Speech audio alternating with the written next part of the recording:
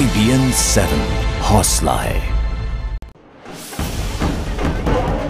दिल्ली का विकास भारत सरकार के विकास के साथ जोड़ने आई हूँ। मेरा तो नाम बदल गया है, अब मेरा नाम है विकास बेदी।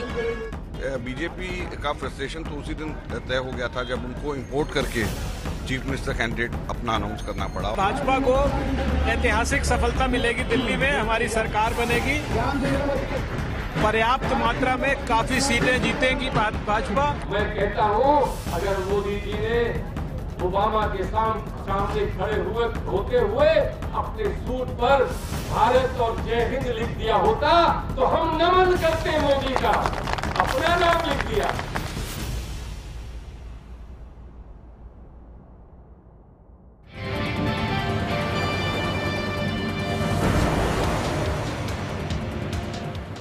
आज का मुद्दा में आज बात धुरंधरों की टक्कर की। दिल्ली में आज दो बड़ी रैलियां हुई, अब से थोड़ी देर पहले ही खत्म हुई हैं दोनों। इन दोनों ही रैलियों में दो बड़े दिग्गज सामने नजर आए। पहली रैली दिल्ली के बदरपुर इलाके में कांग्रेस अध्यक्ष सोनिया गांधी की हुई और उसके ठीक बाद दूसरी रैली द्वारका में प्रधानमंत्री नरेंद्र मोदी की हुई। दोनों ही दिग्गजों ने जनता का दिल जीतने के लिए अपनी अपनी सरकार की उपलब्धियों को गिनाया, साथ ही एक दूसरे पर हमले का कोई भी मौका नहीं गंवाया। जिस तरह तुर्की बतुर्की सवाल जवाब का सिलसिला दो रैलियों के दौरान दिखा, देखिए महंगाई और बीते चुनाव में किए गए वादों के मोर्चे पर किस तरह सोनिया और प्रधानमंत्री मोदी ने एक दूसरे पर सीधा निशाना लगाया। मोदी की सरकार, आप तो सब जानते हैं उन्होंने कितने बड़े बड़े वादे किए थे। आखिर उन वादों का क्या हुआ? कहाँ है वह काला धन जिसे हर नागरिक को 15-15 लाख मिलना था?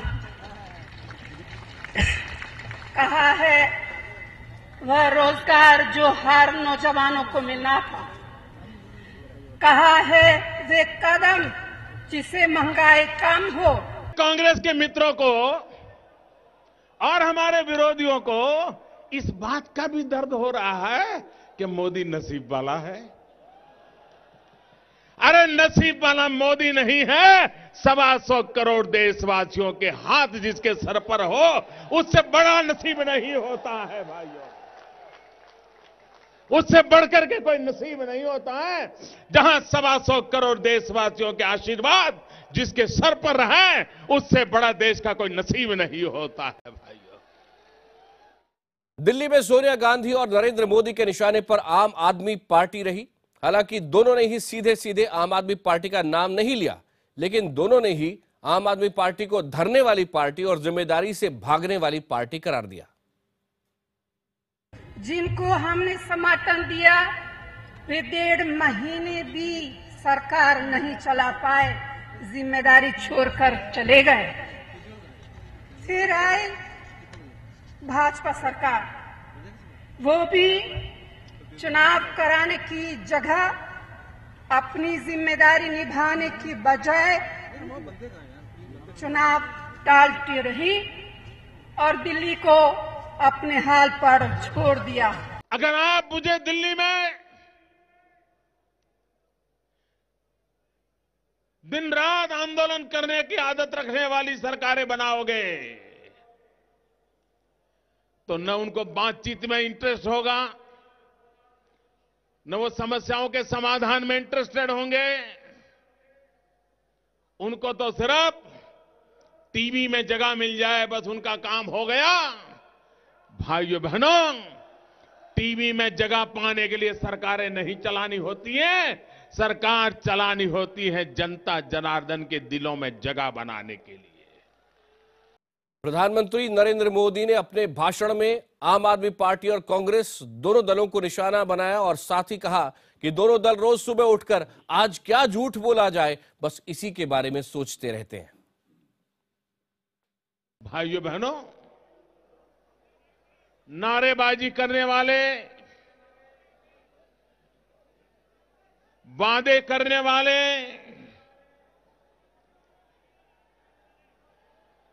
यहां तो दो दल ऐसे चुनाव लड़ रहे हैं हमारे खिलाफ जिनके बीच में सरकार बनाने के लिए पर्दे के पीछे सौदे होते हैं। जनता को धोखा देकर के पर्दे के पीछे दोस्ती कर करके सरकार बनाई जाती है। और अब जब चुनाव आया तो इन दोनों दलों के बीच में एक स्पर्धा चल रही है। रोज सुबह उठ करके तय करते हैं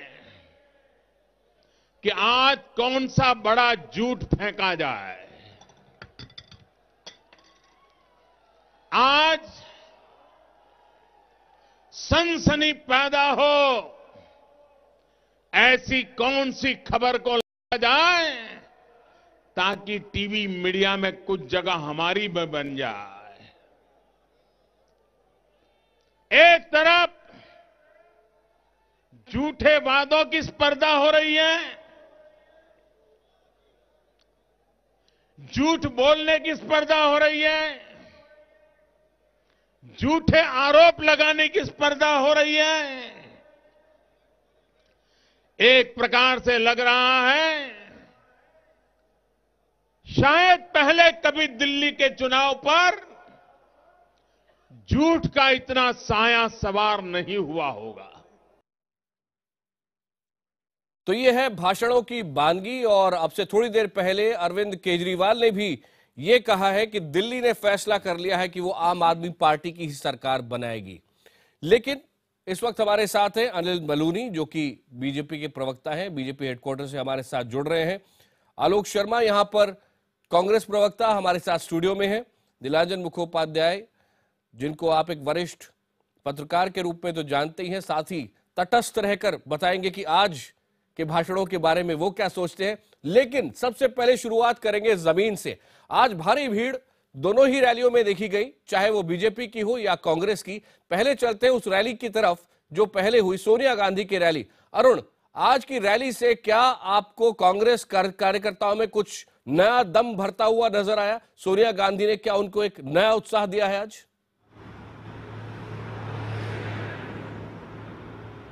देखिए आकाश, निश्चित रूप से कांग्रेस अध्यक्ष सोनिया गांधी अभी भी पार्टी के अंदर राहुल गांधी से ज्यादा सर्वमान्य है। फैसला भले ही राहुल गांधी लेते हैं, लेकिन लोगों का जो जुड़ाव है वो सोनिया गांधी से ज्यादा है। उसकी बानगी भी देखने को मिली। और सोनिया गांधी एकमात्र रैली दिल्ली के चुनाव में कर रही हैं, वो आज वो रैली कर चुकी और इसीलिए शायद वो सारे मुद्दे समेटने की जल्दबाजी में थी। सारे मुद्दों को एक ही भाषण में उन्होंने समेटा, सारे व्यक्तियों को निशाना बनाया, चाहे वो प्रधानमंत्री नरेंद्र मोदी हो, चाहे अरविंद केजरीवाल, दोनों लोगों को लगातार वो निशाना बनाता रही। और उन्होंने कोशिश यह की कि जो मुद्दे रहे हैं 15 साल जब उनकी सरकार दिल्ली में रही, तो उन मुद्दों को उभार कर उसको याद दिलाकर को लोगों से एक तरह सहानुभूति गेन की जाए, उनको बताया जाए कि उनकी सरकार ने क्या किया, चाहे प्रदूषण की बात हो, सीएनजी की बात हो, मेट्रो की बात हो, फ्लाईओवर की बात हो।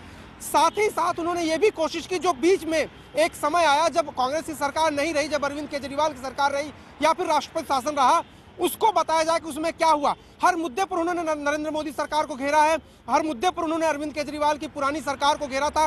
और कोशिश ये की है कि जो उनके कोर वोटर हैं दिल्ली में, बदरपुर के पास रैली भले ही की, लेकिन उनका निशाना पूरी दिल्ली थी कि जो कोर वोटर हैं, जो कैडर हैं, उनमें उत्साह जगाएं वो, और कोशिश करें कि कांग्रेस को कम से कम मुकाबले में लाए और तीसरी शक्ति के रूप में कांग्रेस दिखे। बिल्कुल, बदरपुर से ये बताने के लिए अरुण सिंह अभी धन्यवाद। लेकिन लौटूंगा आपके पास, एक और महत्वपूर्ण सवाल है उसके लिए। लेकिन पहले अब चलते हैं द्वारका विक्रांत यादव के पास। विक्रांत, कल का भाषण नरेंद्र मोदी जी का अगर देखें और आज का भाषण देखें, कुछ फर्क लगा आपको? देखिए, पूरी तरीके से प्रधानमंत्री नरेंद्र मोदी अब आखिरी समय में एक ये संदेश देना चाहते हैं कि उनका जो विश्वास लोगों पर लोकसभा चुनाव के समय जो उन पर विश्वास बना था, उस विश्वास को वो और आगे बढ़ाएंगे। और आगे वो उन्होंने अपनी रैली में आज कहा कि ब्याज के साथ वो वापस लौटाएंगे। एक जो प्रधानमंत्री पर लगातार विपक्षी दल जो चुटकी लेते हैं कि प्रधानमंत्री की किस्मत अच्छी है कि क्रूड ऑयल का अंतर्राष्ट्रीय बाजार में दाम कम हो गया, जिसके कारण पेट्रोल के दाम कम करने पड़े, तो उस पर भी प्रधानमंत्री ने चुटकी ली कि अगर मेरा नसीब अच्छा है तो ये देशवासियों के लिए अच्छा है कि उनका भी मेरे साथ नसीब क्योंकि जुड़ा हुआ है। तो बिल्कुल वो सीधी बातों में, और जो प्रधानमंत्री के बारे में जो सबसे बड़ी बात है, एक अच्छे कम्युनिकेटर हैं, अच्छे वक्ता हैं, और जो भीड़ यहाँ पर आई थी उनके साथ वो 1-to-1 कांटेक्ट करने में कामयाब रहते हैं। और बीजेपी को भी ये बात अच्छी तरह से मालूम है। इसी कारण से प्रधानमंत्री की रैलियों को बिल्कुल चुनाव के आखिरी हफ्ते में इस तरह से प्लान किया गया और 4 अलग अलग कोनों में रैलियां होनी है। दूसरी रैली आज थी, कल एक शाहजरा में कड़गडुमा के पास हुई, अब एक दक्षिणी दिल्ली और एक रोहिणी में होनी है। तो एक तरह से कोशिश की गई है कि दिल्ली का एक मेजर हिस्सा एक एक रैली के जरिए कवर किया जा सके। आज की रैली में 12 विधानसभा क्षेत्रों के प्रत्याशियों को बुलाया गया था और 12 विधानसभा के इलाकों से लोग भी आए हुए थे। तो इस तरीके से कोशिश की गई है कि अब आखिरी, क्योंकि चुनाव का हफ्ता है, बीजेपी ने अपने ब्रह्मास्त्र को छोड़ दिया है। सबसे बड़ी ताकत जो बीजेपी की है उसको भी मैदान में उतार दिया है और पार्टी को ये लगता है कि अब बीजेपी को बहुमत पाने से नहीं रोका जा सकता। और इसी कारण से प्रधानमंत्री भी अपने भाषण में कांग्रेस से ज्यादा हमला आम आदमी पार्टी पर करते हैं। भले ही वो उसका नाम ना लें, लेकिन वो जानते हैं कि कांग्रेस कहीं दिल्ली में मुकाबले में नहीं है। आइए अब बात करते हैं हमारे खास मेहमानों से।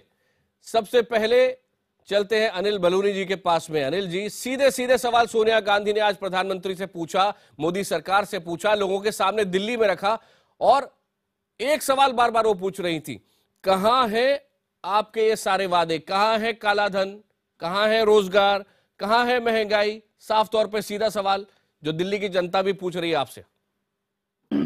देखिए आकाश जी, आज मोदी जी ने दिल्ली के लोगों को संबोधित किया है, वहीं कांग्रेस अध्यक्षा सोनिया गांधी जी ने भी दिल्ली के लोगों को संबोधित किया है। लेकिन देखिए, मोदी जी पर देश की जनता विश्वास करती है, दिल्ली की जनता विश्वास करती है, और क्यों ना करे, क्योंकि मोदी जी ट्रस्टेड और टेस्टेड लीडर हैं। गुजरात की जनता ने 3-3 बार उनको बहुमत दिया है और एक प्रचंड बहुमत का जिताया है। वो हर बार अपने वादे पूरे करते हैं, गुजरात की जनता भी मानती थी। उसके बाद देश की राजनीति में मोदी जी आए तो देश की जनता ने पहली बार, कोई गैर कांग्रेसी सरकार ऐसी होगी जिसको 282 सीटें दी और उनको प्रचंड बहुमत के साथ जिताया।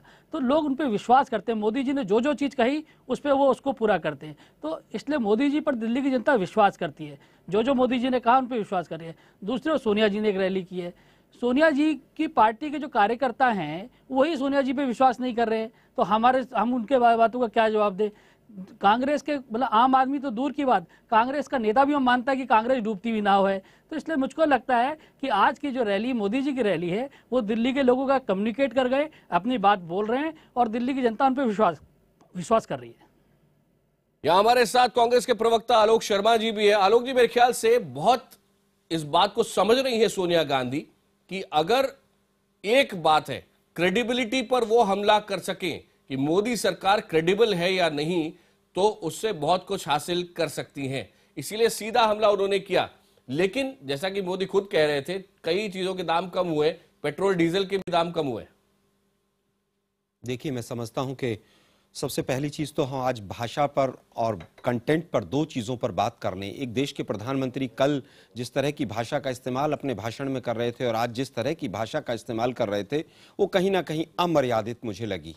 उसमें कल जिस तरह की शब्दावली का इस्तेमाल किया गया, चमड़ी उधेड़ देते, आज जिस तरह की शब्दावली गपोड़ीबाज और इस तरह के शब्दों का उपयोग, मैं समझता हूं कि एक प्रधानमंत्री को शोभा नहीं देता है।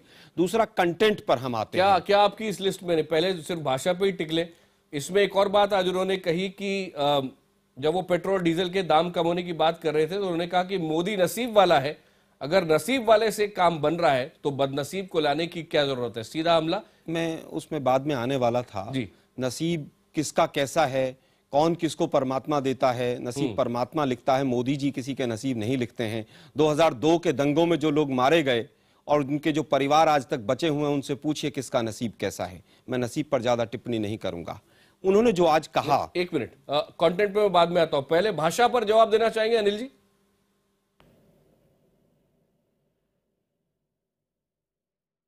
अनिल बलूनी जी, आवाज आ रही है आपको? जी, क्या कह रहे हैं आप? यहां पर सीधे सीधे प्रधानमंत्री ने जिस भाषा का इस्तेमाल किया है उसके ऊपर सवाल उठा रहे आलोक शर्मा जी। देखिए, आलोक जी तो विपक्ष में हैं, आलोक जी को सवाल उठाने चाहिए, कोई बात नहीं। लेकिन आप देखिए कि प्रधानमंत्री ने कोई असंवैधानिक शब्द नहीं बोला, कोई ऐसा शब्द नहीं बोला जो कि संविधान के दायरे से बाहर हो, मेरे को नहीं लगता। लेकिन आलोक जी तो किसी भी चीज़ पे विवाद कर सकते हैं, और लेकिन इनको देखना पड़ेगा कि दिल्ली के अंदर इनकी ज़मीन खिसक गई है, ये कुछ भी सवाल उठाते रहे, दिल्ली की जनता इनके सवालों को ना सुनने वाली है, ना इनकी बात को मानने वाली है। चलिए जमीन खिसकने से शुरू कर लेते हैं। आज की सोनिया जी की रैली में मोदी जी की रैली से डबल लोग हैं, लेकिन तमाम मीडिया चैनल्स इंक्लूडिंग IBN 7 शायद उसको दिखाने के लिए इच्छुक नहीं है। एक बार भी सोनिया जी की रैली का कंप्लीट फुटेज नहीं दिखाया पिछले 10 मिनट में, और मोदी जी का 4 बार 5 बार दिखाया गया। खैर मीडिया स्वतंत्र है, भाषण पूरे देखिए मीडिया स्वतंत्र है, मीडिया स्वतंत्र है, मैं उस पर आलोचना में नहीं जाना चाहूंगा। मैं तो बिल्कुल जवाब देता हूं ना। अभी हमारे दोनों रिपोर्टर हमारे साथ हैं, हमारे दोनों रिपोर्टर हमारे साथ हैं, हमने पूरी रैलियां दोनों दिखाई हैं। पहले विक्रांत आपके पास आ रहा हूं, और बल्कि अरुण सिंह के पास पहले चलते हैं। जाने दीजिए, सवाल उठाया उसको तो मैं उठा लूं ना। अरुण सिंह, आज कितनी भीड़ नजर आई कांग्रेस की रैली में, और क्या एक नया उत्साह फूंक पाई है सोनिया गांधी, जैसा कि यहां पे आलोक जी दावा कर रहे हैं?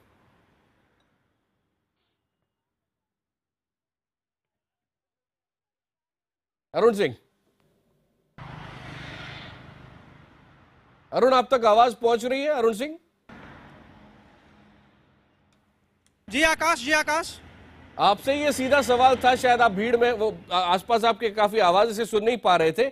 एक तो आलोक जी ये कह रहे हैं कि मोदी जी की रैली में आज जितने लोग थे उससे डबल कांग्रेस के की जो रैली थी उसके अंदर थे। सोनिया गांधी इतने लोगों को वहां ला सकी, ये आज की बड़ी सफलता कांग्रेस की है, वो कह रहे हैं, जो हमने पूरी दिखाई रैली।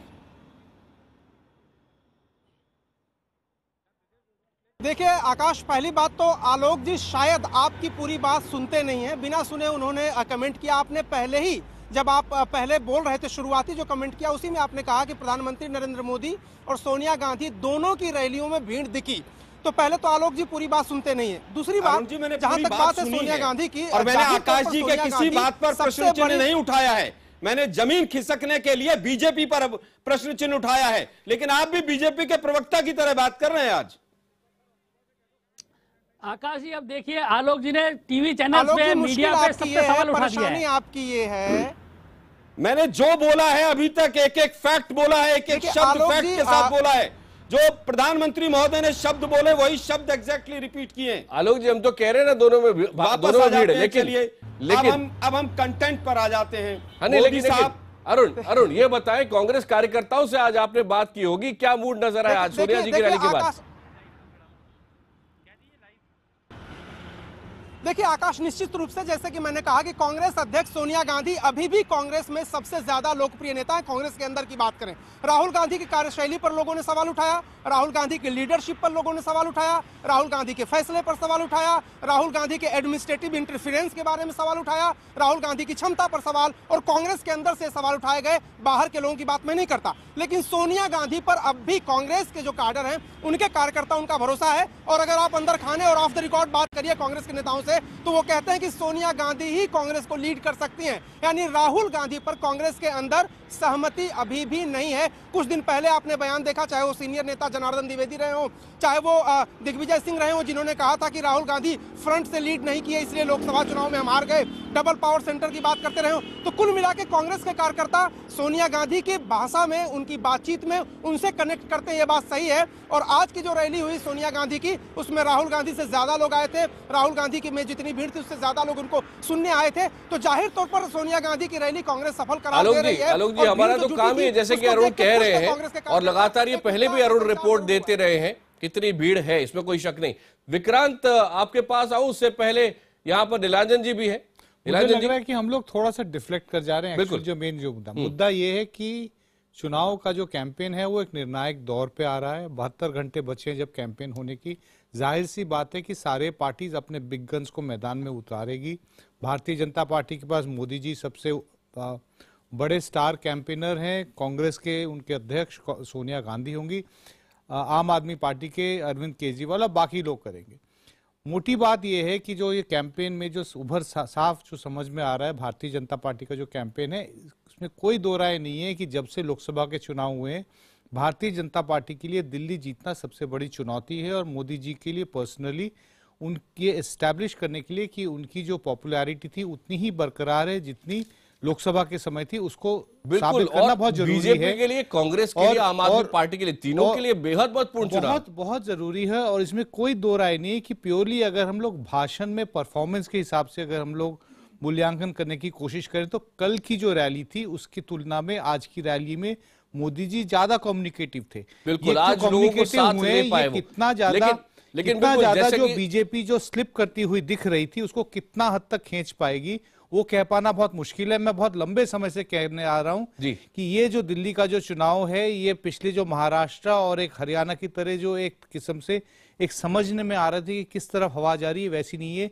एक वाकई ये वनडे मैच भी नहीं है, ये 2020 का मैच है जिसमें आखिरी 3 बॉलों में शायद मैच का रिजल्ट तय होगा।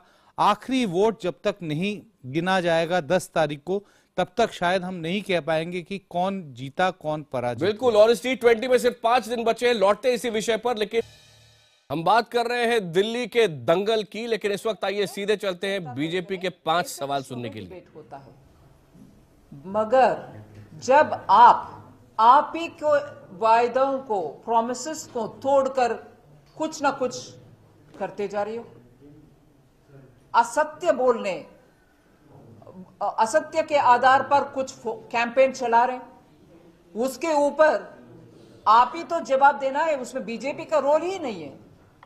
When you give promises and you don't keep it up, or when you say untruth and आपके कैंपेन उसके ऊपर आधारित रखते हुए आप आगे बढ़ रही हो और लोग प्रश्न पूछ रहे हैं आपसे कि क्यों भैया आप ये असत्य बोल रहे और मिसलीडिंग कैंपेन कर रहे, उसके ऊपर जवाब दो। उसमें बहस चर्चा का पॉसिबिलिटी और स्थान ही नहीं है। सिर्फ प्रश्न है कि आप ऐसे बोले हैं कि नहीं, नहीं है तो नहीं, अगर बोले हैं तो बोलो कि क्यों सच बोले, फिर उसको तोड़ मोड़ कर करके कैंपेन चला रहे। इसीलिए ये बार बार आम आदमी पार्टी ये कहना कि हम तो बुला रहे हैं आ जाओ डिबेट के लिए, इसमें डिबेट नहीं है। आप भाग रही हो बिना जवाब दे करके, और सब विषय हम आधार पूर्व रख रहे हैं आपके सामने। जनता के मन में जो प्रश्न है जिसका आपका जवाब आज तक नहीं मिला, और इसके ऊपर हंसी मजाक उड़ाना डज नॉट हेल्प। जवाब दो। अगर जवाब नहीं दे रहे हम मानकर चलें और दिल्ली के जनता भी ये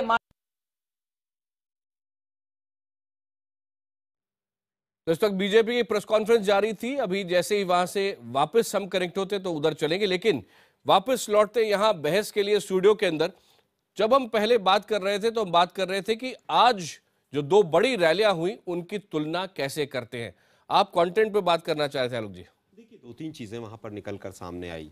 आज मोदी साहब शायद दिल्ली के लिए बहुत कुछ नहीं कह पाए, जो शब्द उनके एग्जैक्टली रहे। मैं और भी चीज़ें उसमें कहना चाहूँगा कि दिल्ली के किसी भी बीजेपी के लीडर का फोटो हमें वहाँ पर स्टेज पर नहीं दिखा, यहाँ तक कि सतीश उपाध्याय जी का भी फोटो नहीं दिखा। फिर उन्होंने एक पहली शब्दावली की कि दिल्ली को एक जिम्मेदार सरकार चाहिए। तो क्या दिल्ली में जो अभी तक केंद्र का शासन है वो जिम्मेदार शासन नहीं है? क्या जिम्मेदार सरकार नहीं चल रही है? उन्होंने कहा मैं असली द्वारका वाला हूं। फिर वो दिल्ली वाले बने, कभी वो बनारस वाले बन जाते हैं, कभी वो गुजरात वाले बन जाते हैं। अरे वो हिंदुस्तान के प्रधानमंत्री हैं। वो द्वारका का, मैं गुजरात का, मेरे ब्लड में व्यापार है, व्यवसाय है। इस तरह की शब्दावली एक प्रधानमंत्री को कहीं ना कहीं कंटेंट को कमजोर करती है। उन्होंने 2 झूठ बोले। मैं शब्द इसलिए इस्तेमाल कर रहा हूं क्योंकि उन्होंने दोनों पार्टियों के ऊपर झूठ शब्द का इस्तेमाल लगाया कि झूठ बोलने की होड़ लगी हुई है। उन्होंने कहा कि मैंने आते ही पानी की समस्या हल कर दी। दिल्ली के अंदर पिछले 1 साल में 1 बूंद भी पानी जो दिल्ली का शेयर था यमुना से जो मिलता है वो नहीं बढ़ा। अगर कहीं पर किसी के पास या पीसीआर में आपके पास कोई आंकड़े हैं तो मुझे प्रस्तुत किए जाएं। दूसरा झूठ उन्होंने बोला अनऑथराइज्ड कॉलोनीज को मैंने रेगुलराइज कर दिया है और अब तो केवल उनके विकास की बारी है, जबकि रेगुलराइज करने का जो स्टेप उन्होंने लिया है उसमें कोई आपके दोनों सवाल बिल्कुल क्लियर है। अनिल बलूनी जी जवाब देना चाहेंगे? देखिए आलोक जी जो कह रहे हैं सब बिल्कुल गलत बातें बता रहे हैं। और कंटेंट की जहां तक बात करें, मोदी जी का भाषण और सोनिया गांधी जी के भाषण में, अगर भाषण छोड़ दीजिए, मैंने 2 मुद्दे लिए। मोदी जी ने 2 झूठ बोले, आप बताइए वो सच कैसे थे? अब जब तक ये कैसे आपने किया, आप मुझे बता ददीजिए। क्या रजिस्ट्री होनी शुरू हो गई? क्या बिल्डिंग प्लान, मास्टर प्लान आपने अप्रूव करा दिया? कौन सा स्टेप ऐसा हुआ है? क्या 2000 के बिल्डिंग प्लान, 2021 के जो बिल्डिंग प्लान है, डीडीए का मास्टर प्लान है दिल्ली का, उसमें चेंज हो गए हैं? एक मिनट, लेकिन अब बलून जी को सुन लीजिए क्योंकि वो रिक्वेस्ट कर रहे हैं कि वो बोले तब तक आप ना बोले। जी आकाश जी, जब तक आलोक जी की आदत है बीच में इंटरप्ट करना और बीच में बातचीत को हल्की करना, जब तक ये बोलना बंद नहीं करेंगे मैं नहीं बोलूंगा। आप चाहे तो इन्हीं से बुलवा लीजिएगा। नहीं, अब आपका समय है, आप बात करें। देखिए, कंटेंट की बात तक जहां तक कर रहे हैं, श्रीमती सोनिया गांधी और मोदी जी के भाषण का कंटेंट की अगर बात करेंगे तो कोई अंधा बहरा भी बता देगा कि मोदी जी का भाषण कंटेंट से फुल था, दिल्ली की समस्याओं के लिए था, दिल्ली के जो मन में बातें हैं उनके लिए था। और सोनिया गांधी जी का भाषण ना ही किसी की समझ आया, ना ही उसमें कुछ कंटेंट था। तो ये किस तरह की बातें करते हैं? अगर ये ढंग से बात, ये अगर अभी भी सच्चाई से मुंह मोड़ेंगे तो ये लोग, इनकी पार्टी कहाँ जाएगी? खैर, इससे हमको मतलब नहीं है। लेकिन मोदी जी का भाषण फुल ऑफ कंटेंट था। मोदी जी का भाषण बिल्कुल दिल्ली के मन के माफिक था, दिल्ली की समस्याओं को लेकर था। उन्होंने एक एक बात बोली, चाहे दिल्ली को बेहतर सिटी बनाने की बात कही हो, चाहे उन्होंने बोला हो कि दिल्ली में पानी की समस्या, अनऑथराइज कॉलोनी में हम आगे बढ़ लें, हमने फैसला ले लिया, पानी के मामले में हमने हरियाणा का समझौता कर लिया। किस तरह की गुमराह कर रहे हैं आलोक जी आप? आलोक जी, आप दिल्ली की जनता को ठीक बात बोलिए। मैं उत्तर देना चाहूंगा। जी, अब आपका समय। आपने जो कहा, मोदी जी का एग्जैक्ट शब्द है कि अनऑथराइज कॉलोनीज को हमने ऑथराइज कर दिया। ये दो शब्द है, कर और दिया। आपने उत्तर नहीं दिया कि कैसे कर दिया, आपने नहीं बताया, क्योंकि किया ही नहीं है तो आप उत्तर कहां से देंगे। आपने कहा दूसरा विषय कि हमने दिल्ली के लिए ट्रैफिक की समस्या, अब किरण बेदी जी आ गई, ये सॉल्व कर देंगी। अभी तक तो दिल्ली पुलिस आपके केंद्र के अधीन रहती है, दिल्ली की पुलिस। आपने 8 महीने में क्या किया दिल्ली के ट्रैफिक पुलिस के लिए? महिला सुरक्षा आज भी चूक गए वो, क्योंकि पिछले 8 महीने में एक महिला कांस्टेबल की भी भर्ती दिल्ली पुलिस में नहीं हुई है। अगर हुई है तो मुझे अभी चैनल के माध्यम से आप बताइए। उन्होंने कहा कि दिल्ली ने 60 सीटें मुझे दी, 7 सीटें, 7 सीट अगर दिल्ली ने दी, दिल्ली की जनता ने उनके ऊपर भरोसा किया। आपने क्या किया दिल्ली को? आज तीसरी रैली दी और उन रैलियों की वजह से होने वाला ट्रैफिक का जाम दिया। इसके अलावा कोई चीज अगर आपने दिल्ली को दी हो तो मुझे बता दीजिए। दिल्ली के लिए स्पेसिफिकली 360 गांव हैं, आपके बजट में 1 रुपए का प्रावधान नहीं था। अरुण जेटली जी ने जो संसद में प्रस्तुत किया था, आपने पूर्ण राज्य के ऊपर 15 साल तक दिल्ली में वोट मांगा कि हम पूर्ण राज्य का दर्जा देंगे। आज पूर्ण राज्य का दर्जा आपके किसी भाषण में नहीं है। आपके बहुत सारे सवाल एक साथ हैं, आप अनिल जी से जवाब सुन लें। ऐसा है आकाश जी, एक तो आलोक जी बोल रहे हैं वो वाली पार्टी के प्रवक्ता है जिन्होंने 15 साल दिल्ली में राज किया, दिल्ली की समस्याओं को सुलझाने के प्रति कभी गंभीर नहीं रहे। केंद्र में 10 साल तक इनकी सरकार थी, दिल्ली की समस्याओं की तरफ कभी नहीं देखा। और इसी कारण देखिए, 15 साल तक जिस पार्टी ने सरकार चलाई हो दिल्ली के अंदर, अपनी जड़ें इतनी मजबूत करनी चाहिए थी। आज 8 सीट पे आ गए हैं। और आप देखिए, जितने सर्वे आ रहे हैं उनमें इनके पास 5 से 3 सीटों का प्रेडिक्शन आ रहा है इनके बारे में। क्योंकि ये जो सवाल हमसे उठा रहे हैं, मतलब बताइए, अभी तक दिल्ली में इनकी सरकार रही और आज हमसे बोल रहे हैं कि आपने पानी की समस्या हल नहीं की, हमने हरियाणा का समझौता कर दिया। हरियाणा में इनकी सरकार थी कितने सालों तक, हरियाणा, दिल्ली और केंद्र तीनों में इनकी सरकार थी, कोऑर्डिनेशन होना चाहिए था, कभी इन्होंने उस बारे में नहीं सोचा। आज हमको ये ज्ञान दे रहे हैं।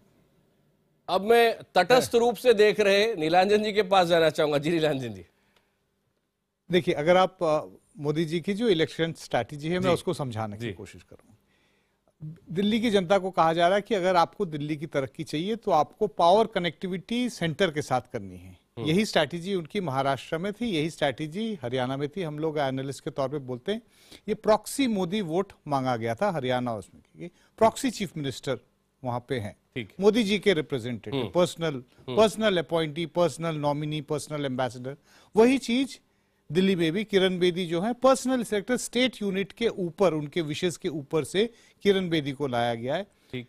कैंपेन के दौरान किरण बेदी की बात बहुत कम हो रही है, क्योंकि शायद ये रियलाइजेशन है कि वो जो कार्ड प्ले किया था, कार्ड मैं यूज कर रहा हूं क्योंकि बोलचाल की भाषा है, वो शायद उतना अच्छा नहीं चल रहा है जितना होना चाहिए था। जो अलग अलग जो ट्रैकिंग पोल्स हैं उनमें दिखाया जा रहा है कि शायद कोई बहुत ज्यादा इफेक्ट नहीं हो रहा है, भारतीय जनता पार्टी को फायदा नहीं हो रहा है, तो पुराने स्ट्रैटेजी में चले गए। जाहिर सी बात है, कोई भी खिलाड़ी जब मैदान में उतरता है तो सबसे अपना जो कहते हैं ना बेस्ट फुट फॉरवर्ड, तो जाहिर सी बात है मोदी जी अपना बेस्ट फुट फॉरवर्ड खेलेंगे। उनको पर्सनलाइज किस्म के कैंपेन करते हैं वो। बिल्कुल आज के तारीख में हिंदुस्तान में अगर कोई मतलब कैरिस्मेटिक लीडर है तो शायद मोदी जी के राइवल कोई नहीं है, किसी भी पार्टी में नहीं है। सीधा आंखों में आंख डाल के हजारों लोगों के साथ बात कर सकते हैं, घंटों बात कर सकते हैं। वो सिर्फ कर्टेल होते हैं तो सिर्फ अपने समय। लेकिन आप जो बात कह रहे हैं पावर कनेक्ट की, इसे जोड़ के एक बात अरविंद केजरीवाल कह रहे हैं, मैं उसके बारे में आपसे पूछना चाह रहा हूं। वो कह रहे हैं कि तकरीबन 120 सांसदों और मंत्रियों को बीजेपी उतार चुकी है और मोदी जी के नेतृत्व में वो नजर आते हैं, लेकिन बीजेपी की तुलना में वो कह रहे हैं कि वो अरविंद केजरीवाल कह रहे हैं मैं महाभारत के कौरवों के साथ करता हूं, मेरे साथ कृष्ण है। बिल्कुल, उसके साथ उसका कारण ये है कि देखिए मोदी जी के पास, मतलब केंद्र के पास समय था, पिछले फरवरी से समय था दिल्ली को सेंटर के इच्छा अनुकूल चलाने का। जो काम जो मोदी जी करना चाहते हैं मई से लेफ्टिनेंट गवर्नर के थ्रू जो सेंटर के आप ये कह रहे वो एक मौका था जब बीजेपी दिखाती कि हम क्या कर सकते हैं, मौका था जिसको दिखा सकते थे कि हम क्या कर सकते थे। उसी तरह से कि जैसे प्रॉक्सी चीफ मिनिस्टर करेंगे तो सेंटर ने क्यों नहीं किया। उस डेफिसिट का कारण है कि आम आदमी पार्टी जिसकी क्रेडिबिलिटी इतनी खराब हो गई थी कि 7 में से एक भी सीट में कहीं क्रेडिबिलिटी नहीं परफॉर्म कर पाई थी लोकसभा चुनाव में, उसी का कारण है कि 6 महीने के अंदर उसकी फिर कमबैक इतनी हो गई कि एक सीरियस कंटेंडर के तौर पे फिर से राजनीति। अनिल बलूनी जी, अगर आप जमकर काम करते पिछले कुछ महीनों में दिल्ली में तो आज स्थिति शायद कुछ और होती, नीलाजन कह रहे हैं। देखिए हम एक ऐसी पार्टी हैं, हमारा ऐसे फिलॉसफी, ऐसा दर्शन है, हम लोग मेहनत से काम करने वाले आदमी हैं। आप मोदी जी को, हमारे नेता मोदी जी हैं, आप देखिए इतना ज़्यादा मेहनत करने वाले, इतना ज़्यादा काम करने वाले दूसरे नेता हिंदुस्तान में आज तक नहीं मिले। और निश्चित तौर पे मोदी जी पूरी मेहनत कर रहे हैं, हमारी पूरी टीम मेहनत कर रही है।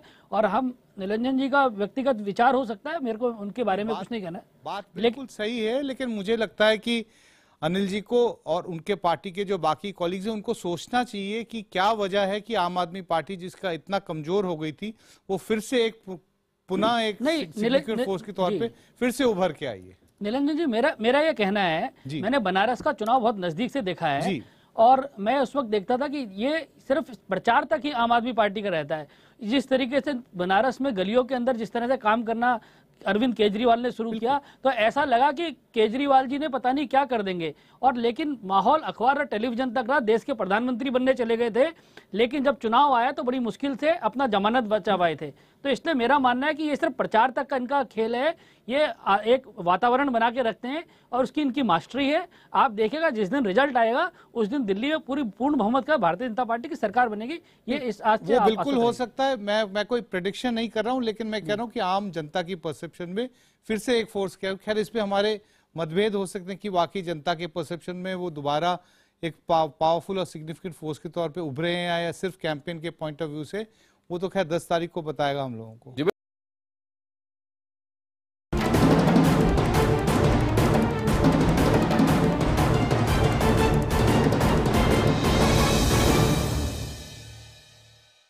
दिल्ली का दर्द कौन हमदर्द, लगातार हम आपको कार्यक्रम दिखाते जा रहे हैं, लेकिन इस वक्त हमारे साथ कुछ खास मेहमान हैं।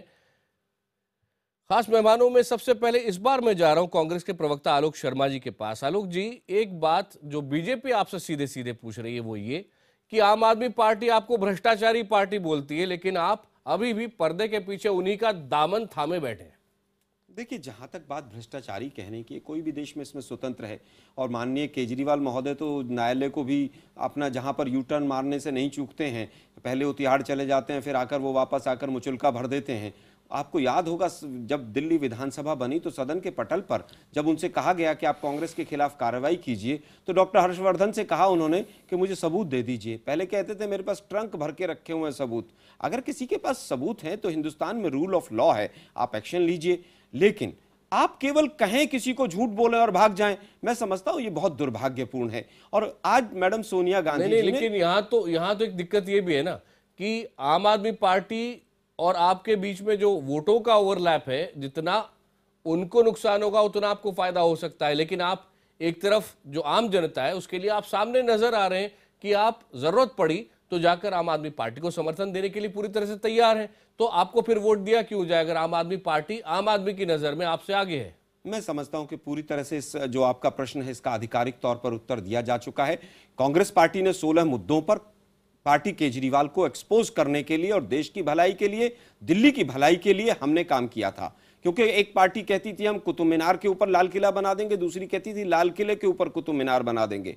हमने एक्सपोज किया कि आप जमीन पर क्या करेंगे वो बता दीजिए, और वो 49 दिन में हमें पता चल गया और वो छोड़कर भाग गए। अब मुद्दा आता है दूसरा। आज सोनिया जी ने जो शब्द कहे हैं वो पूरी तरह से दिल्ली के वालों के लिए कहे हैं। उन्होंने सीधा पूछा है काले धन का क्या हुआ, उन्होंने सीधा पूछा है महंगाई के लिए आपने क्या कोई कदम उठाया है। आपका नसीब अच्छा है, नसीब तो पता नहीं किसका कब अच्छा हो जाए। इंटरनेशनल मार्केट में $45 पर जो है आज पेट्रोल के प्राइसेस पहुंच गए हैं। उन्होंने सीधा पूछा है दिल्ली में रोजगार के लिए आपने एक कदम उठाया हो। आप बड़े कहते थे भाषणों में, क्या युवाओं को रोजगार मिलना चाहिए, नहीं मिलना चाहिए? आप बताइए, आपने रोजगार देने के लिए क्या एक कदम उठाया है? आज हम कहते हैं कि हमने 15 वर्षों तक शासन किया क्योंकि दिल्ली की जनता ने हमारे ऊपर भरोसा किया और हमने दिल्ली का विकास किया। मेट्रो, सीएनजी, फ्लाईओवर, प्रदूषण को कम करना, तमाम चीजें हमने की। आप बताइए आपने क्या किया? आपने बिल्कुल साफ तौर पे जो सोनिया जी की रणनीति है उसको यहां कार्यक्रम में हमारे सामने रख दिया। अनिल जी, अब ये बताएं कि अब आने वाले जो 4 दिन है बेहद महत्वपूर्ण है। शायद यही वो दिन है जो तय कर देंगे कि दिल्ली में सरकार किसकी बनेगी। इन 4 दिनों में बीजेपी क्या करने वाली है? क्या खास कार्यक्रम है? आपकी रणनीति आगे क्या है? आकाश जी, आवाज इको कर रही थी, सुनाई नहीं दिया, आपको फिर से बोलना पड़ेगा। आने वाले 4 दिनों के लिए जो बेहद महत्वपूर्ण होंगे, आपकी रणनीति क्या है? अब देखिए आकाश जी, हम लोग तो जनता के पास जा रहे हैं और निश्चित तौर पे जो लोकतंत्र का तरीका है उस तरीके का पालन कर रहे हैं और निश्चित तौर पे जनता के पास जा रहे हैं। अपनी जो योजना हम बता रहे हैं, कांग्रेस भी जा रही है, सब पार्टियों को जाना भी चाहिए। और निश्चित तौर पे आप देखिएगा कि आने वाले हम 4 दिनों में अपनी जो विजन डॉक्यूमेंट है वो लोगों के सामने ले जाएंगे। कल हमारा विजन डॉक्यूमेंट भी जारी होगा, हम लोगों को बताएंगे कि दिल्ली को लेकर कैसा।